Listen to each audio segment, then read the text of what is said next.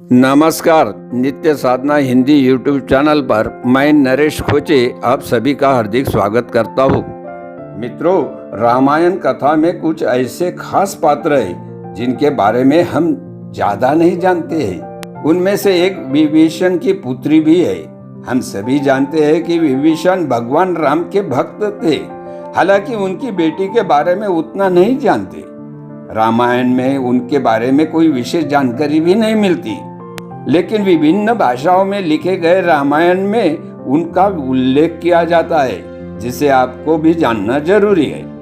और जरूरी इसलिए भी क्योंकि रावण भी इनसे डरता था। मित्रों, विभीषण की बेटी का वर्णन बहुत सुंदर और अच्छे विचारों वाली राक्षसी के रूप में किया गया है।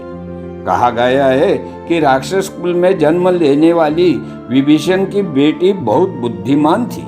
इसके अलावा यह भी कहा जाता है कि भले ही रावण बहुत बहादुर था और वह किसी से भी नहीं डरता था, लेकिन असल में वह विभीषण की बेटी से खौफ में रहता था। आइए जानते हैं कि विभीषण की बेटी आखिर कौन थी। मित्रों, धार्मिक ग्रंथों के अनुसार विभीषण के बेटी का नाम त्रिजटा था। इस हिसाब से वह रावण की भतीजी हुई थी। बता दे कि जब माता सीता ने रावण को उसके महल के अंदर रखने से इनकार किया था, तब उनके कैद का स्थान अशोका वाटिका रखा गया। इस दौरान रावण ने राक्षसियों को उनके रक्षक के रूप में नियुक्त किया था और उन्हें सख्त निर्देश दिया।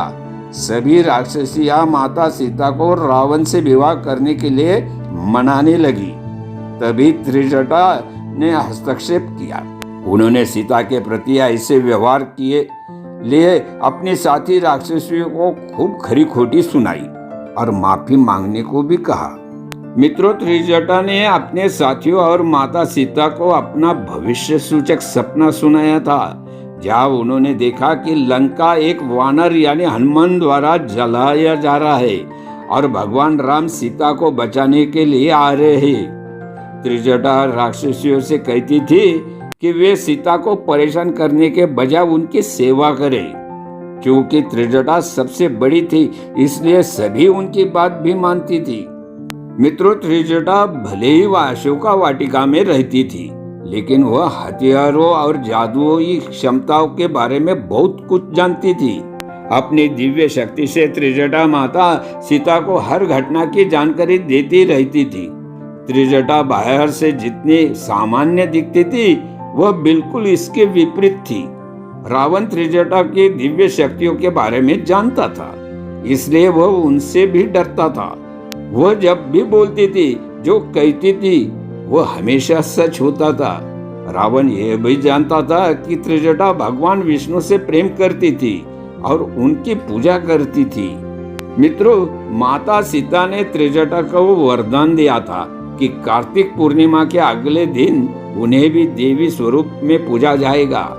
रावण के वध के बाद जब माता सीता वापस लौट रही थी, तो उन्होंने त्रिजटा को काशी में विराजमान होने की बात कहकर उन्हें एक दिन की देवी का वरदान दिया था।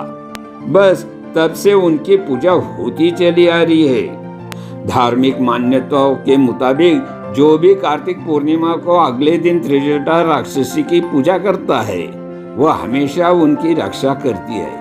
यही वजह है कि यहाँ साल में एक दिन भक्तों की भारी भीड़ लगी होती है और भक्त मूली बैंगन का भोग लगाकर विशेष रूप से उनकी पूजा करते हैं। तो दोस्तों, ये थी विभीषण की बेटी से क्यों डरता था रावण, इस बारे में विशेष जानकारी।